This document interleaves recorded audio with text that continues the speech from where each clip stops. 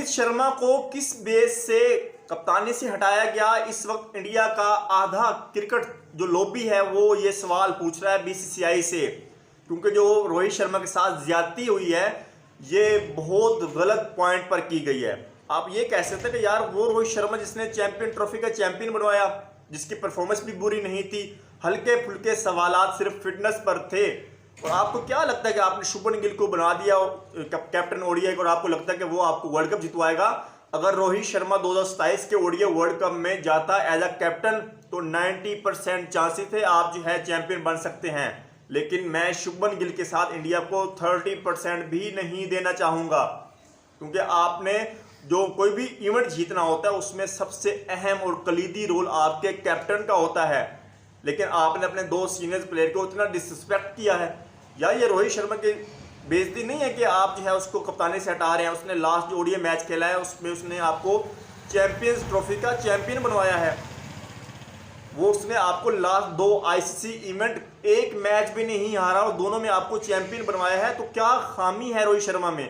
उसने आपको ओयो जो भी टेस्ट था वो फिटनेस टेस्ट उसने वो भी पास कर लिया, कोई मसला मसाइल नहीं नजर आया, तो फिर आप किस बेस पे जो है किसी यंग लड़के को दे रहे हैं? शुभमन गिल की मुझे किसी आईसीसी के बड़े मैच में परफॉर्मेंस दिखा दें जिसमें फाइनल वगैरह की बात हो। आपका देखना 2023 का जो फाइनल था उसमें आपका शुभमन गिल फ्लॉप हुआ था, 2025 की चैंपियन ट्रॉफी आपको शुभमन गिल फ्लॉप हुआ था फाइनल में। तो आपने किस बेस पे रोहित शर्मा को हटाया? ये एक डिसरिस्पेक्ट किया गया है रोहित शर्मा को बहुत बुरी तरह। आप यंगस्टर पर बिलीव करें, आप यंगस्टर को लेकर आए। नो डाउट किसी भी कंट्री की कोई भी टीम जब अच्छी तगड़ी बनती है तो उसमें यंगस्टर का ही एक अहम रोल होता है, लेकिन सीनियर्स जो एक्सपीरियंस वाले लोग होते हैं, जो प्लेयर्स होते हैं, वो आपको आईसीसी का टाइटल जितवाते हैं, वो आपको चैंपियन बनवाते हैं आईसीसी टाइटल्स के।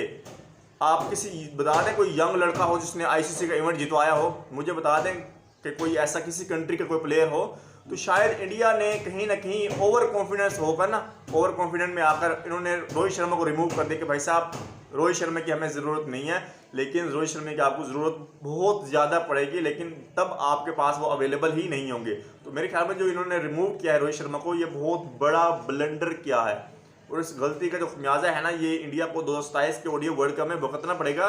बल्कि इसके जो रिजल्ट्स हैं वो आपको अभी दौरा ऑस्ट्रेलिया में दिखाई देना स्टार्ट हो जाएंगे। भाई साहब इसके ये रिजल्ट्स हैं और होना भी चाहिए, क्योंकि आपने जो गलती की है उसका खमियाजा जो है आपको इन फ्यूचर भुगतना पड़ता है। कोई भी आप फैसला लेते हैं, कोई भी आप डिसीजन लेते हैं, उसके 2 फैसले तो आना होते ही हैं, एक नेगेटिव और एक पॉजिटिव, कि एक आपने फैसला लिया उसका या फ़ायदा आपको सही हो जाता है या फिर आपको उसका फ़ायदा गलत होता है। लेकिन यहाँ पर मुझे लग रहा है कि जो बोल्ड डिसीजन बीसीसीआई की तरफ से लिया गया है, मुझे यहाँ पर इंडिया ही डूबता हुआ दिखाई दे रहा है।